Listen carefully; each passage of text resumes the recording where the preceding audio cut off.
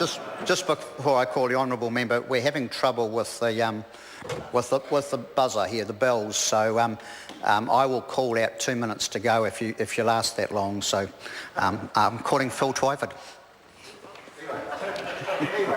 I don't know about Seymour. I think I've heard enough, sir. Thank you for the call.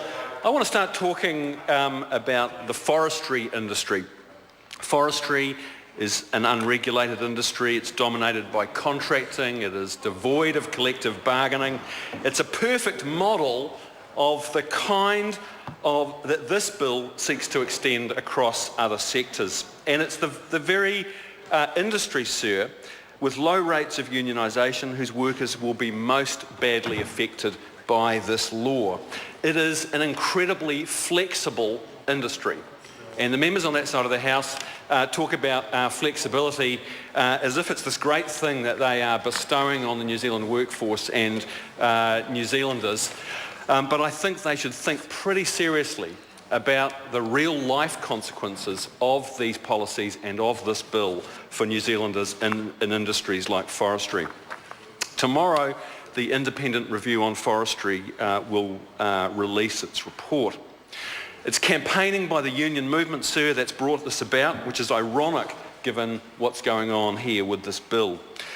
It's the union campaign that highlighted the hidden shame of the forestry industry, not just the accident rate, but the appalling terms and conditions in this industry, where the tea break legislation that this bill does away with is not even enforced, and there's no hope of collective bargaining because of the fragmented nature of the industry.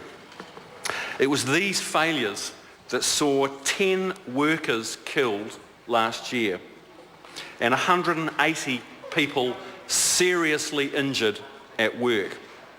It was these failures, sir, that left 1,200 forestry workers on ACC for more than a year out of a workforce of 6,500.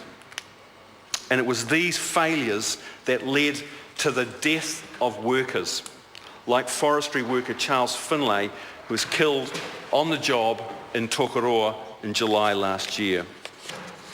Now, Mr. Speaker, I have here Charles Finlay's individual employment agreement. And at the conclusion of my speech, I'm going to table it, because I think it's appropriate in this debate that members of the House should be able to look at an individual employment agreement from the forestry industry that is the kind of agreement that will be a direct consequence of the legislation that National is passing today. This agreement is what individual bargaining looks like in reality. This is the thing that this bill promotes. It allows employers to favour individuals if they want to, and this bill makes it legitimate for an employer to refuse to settle a collective agreement, even if it's what the workers want. This agreement, sir, says it all. Signed in 2005 and never updated, except for small increases in pay, and it has a limitless requirement for hours worked, limitless. Overtime work was paid at the standard rate, and after 27 years in the bush, Charles Finlay was only earning $16 an hour, regardless that he was working 10 to 12-hour days. And I have here as well, sir, some of Charles's pay slips, and I'll come to those later. This agreement was signed before the last Labor government introduced mandatory tea and lunch breaks in 2008. And when it was signed, it included just one break, half an hour for lunch. As I said, I also have some of Charles's pay slips, and they confirm that his pay rate of just $16 an hour.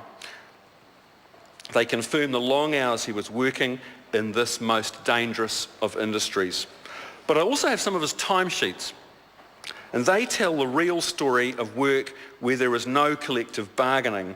As much of this flexibility that the government is selling as the employer wants, and no premium for long hours or experience. They show that Charles started work often at 4 a.m. and finished at 4 p.m. with a half-hour smoko in between. 12-hour days 11.5-hour working days in the middle of winter in the middle of the country. Now, Mr Finlay may have had tea breaks as well, but if he did, these were not in his agreement in 2005, so they would only have come about by the introduction of the law passed in this Parliament by the 5th Labour government. Charles Finlay was killed at 5:30 in the morning. On the day he was killed, it was dark and cold. He'd barely been home 12 hours from his work the day before when he was up again and off for more hard, low-paid and dangerous work. Charles Finlay leaves behind a widow on 80% of $16 an hour, raising 11-year-old twins and a 21-year-old son. Tomorrow, the Independent Forestry Review will recommend that the employment terms and conditions of forestry workers support safe workplaces. But today, the government and this minister makes that much more difficult to achieve. And the minister himself, in his first speech in his new role, conceded to the Business Leaders Forum that there is a link between safety and conditions of work. But now we have this bill in the House, which doesn't recognise that. And in other industries, without collective bargaining, it's the same. In fact, the 4 industries that have the most fatalities have minimal or no collective bargaining and organised workers with protection to raise employment issues. I'm talking about forestry, fishing, agriculture and construction. Talk to these workers to see what this bill is trying to deliver for everyone. The wages in dairy farming decreased last year during the boom year while immigration went up. It's an industry out of control regarding hours of work and low wage rates, where 42% of the workforce turns over in less than 1 year. That is what an industry looks like when there's no collective bargaining, and that's what this national government wants for everyone. Take the ports. The government has used, in fact, Simon Bridges was very open about saying the Ports of Auckland dispute was partly the inspiration for this law. But let's look at that. The Ports of Auckland, within only a couple of months of a dispute with its workforce over casualisation, within a couple of months, the port told the workers that they were all going to be fired and contracted out.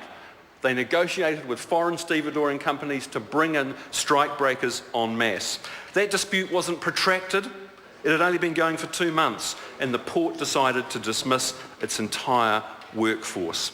Well, the members of the Maritime Union of New Zealand, who I'm proud to call my friends, many of whom who live in my electorate in West Auckland, they stood up to an employer determined to casualise their jobs, to take away their rights at work, sir, and that's what this bill is intended to do, to make it easier for employers to do that to their workers.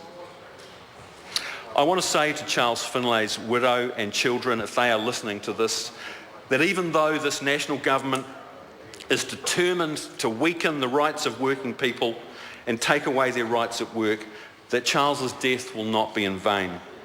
New Zealanders are fair people, and we in the Labour movement will not rest until those rights are restored and strengthened.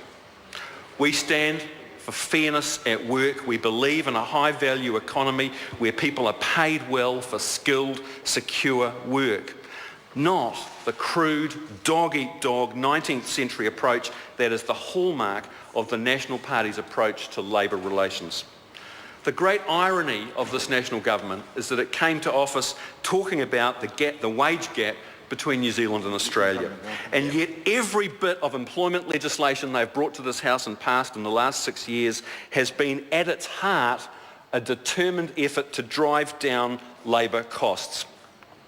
So this is not about vilifying all employers. In fact, I don't believe there is a groundswell of support from New Zealand employers asking for this law. Hardly any of them submitted. There were more than 13,000 submissions to the bill. They were overwhelmingly opposed to this law.